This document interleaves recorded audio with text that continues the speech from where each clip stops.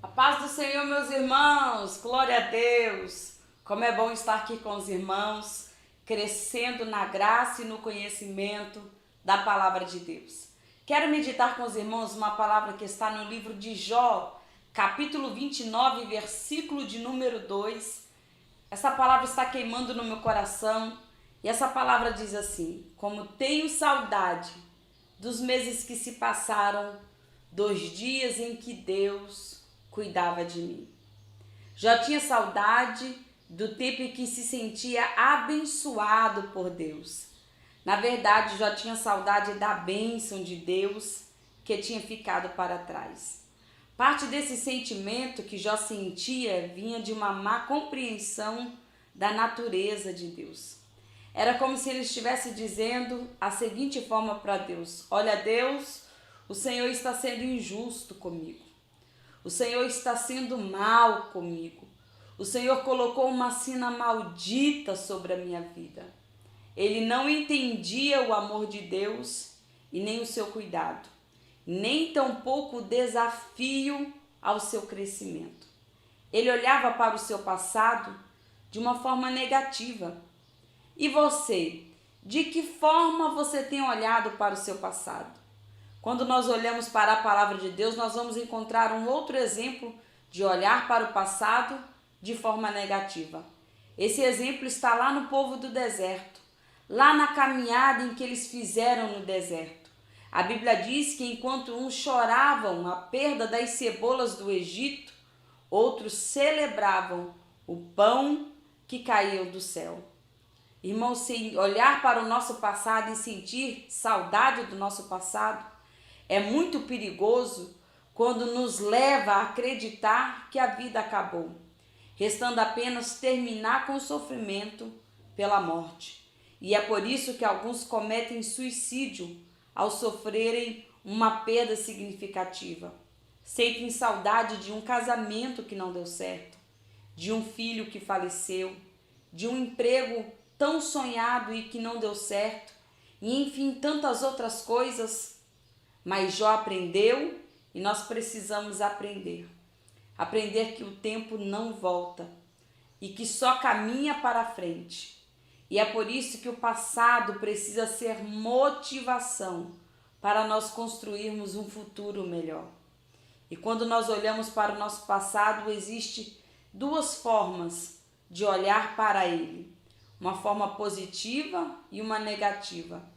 Negativa é quando nós vivemos lamentando as oportunidades que se perderam, as escolhas erradas que nós fizemos. É quando nós lamentamos e não conseguimos caminhar em direção a um futuro, porque ficamos presos no nosso passado.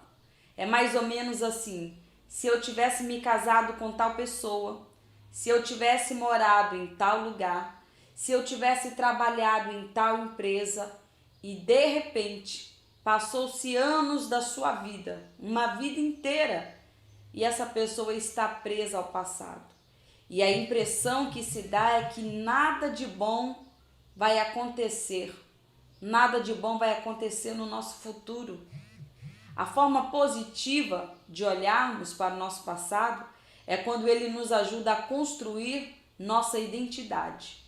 É quando nos dá alicerce para edificarmos o nosso futuro. Quando nós olhamos para a palavra de Deus, para a Bíblia, nós vamos encontrar diferentes atitudes com relação ao passado. E elas fazem toda a diferença entre os que pararam no meio da jornada e entre os que caminharam. O primeiro exemplo está na construção do segundo templo do povo de Israel. Após 70 anos de cativeiro, o povo volta para a terra prometida, mas vai encontrar tudo arrasado.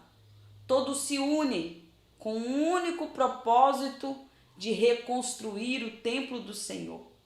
Não seria uma tarefa fácil, uma vez que não tinham dinheiro, não tinham onde morar, não havia o que comer, não tinham o que plantar, havia uma pressão política muito grande e tantas outras dificuldades. Mas a Bíblia diz que com muito sacrifício eles conseguiram lançar os alicerces do segundo templo. E eles fizeram uma festa para comemorar. E enquanto eles celebravam, alguns gritavam, louvando a Deus, engrandecendo a Deus e diziam: bendito seja o Senhor que nos permitiu lançar o alicerce do templo. Porém, do lado deles, os que estavam presos no passado, com seus olhos fixados no passado, outros choravam e diziam: este templo nunca terá a glória do primeiro, porque é muito pobre, porque é muito pequeno. O relato dessa história está no livro de Eclesiastes, capítulo 3, versículo 12 e 13. Mas a Bíblia diz que Deus toma a boca do profeta Ageu e diz: coragem, coragem, a glória desse segundo templo será maior que o do primeiro. Ageu capítulo 2, versículo do 1 ao 9. Essa história reflete a nossa realidade. Enquanto em meio à correria da nossa vida, alguns se mantêm com seus olhos fixados no passado, exaltando o que ficou no passado, lamentando o que ficou no passado, outros olham simplesmente para uma pedra e conseguem enxergar um tempo, vislumbrar um futuro. Sabe por quê? Porque creem na promessa de Deus para a sua vida. O mesmo Deus que operou no passado, opera no nosso presente e também opera no futuro. Você precisa continuar crendo. Pode olhar para o seu passado, lembrar do seu passado, sim, mas continuar crendo que o mesmo Deus tem poder de fazer no seu futuro e operar no seu presente. Amém? Eu quero orar por você. Pai, em nome de Jesus, nesse momento, ó Deus, eu quero orar pela vida do meu irmão, que ouviu a tua palavra. Eu sei, Senhor, que nós estamos vivendo a triste realidade onde a maioria das pessoas tem vivido uma vida presa no passado. Lembrando do tempo em que viviam, Senhor, bonanças, do tempo em que eram prósperos, do tempo em que talvez dissesse como Jó, do tempo em que se sentiam abençoados. Porque não acredita mais que o Senhor é um Deus que tem poder de mudar a história da sua vida, de restituir tudo que se perdeu, de, ó Pai querido, abrir porta onde não tem porta. Ó Senhor, em nome de Jesus, eu sei que o Senhor é um Deus poderoso e eu creio nas promessas do Senhor para a minha vida. E eu oro para que o Senhor tire a incredulidade do coração dos meus irmãos, para que eles creiam na promessa do Senhor para a sua vida. Que o Senhor é um Deus que ainda opera nos nossos dias, de que o Senhor é um Deus poderoso para fazer também no futuro deles e também no seu presente. Assim, Senhor, abençoando como foi no seu passado.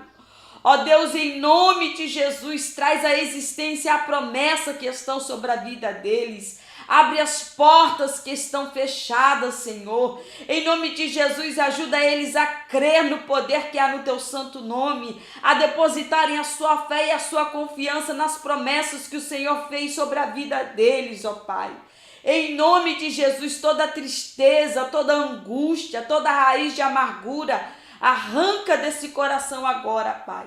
Pela tua palavra, assim eu oro e eu profetizo sobre a vida dos meus irmãos agora, Senhor.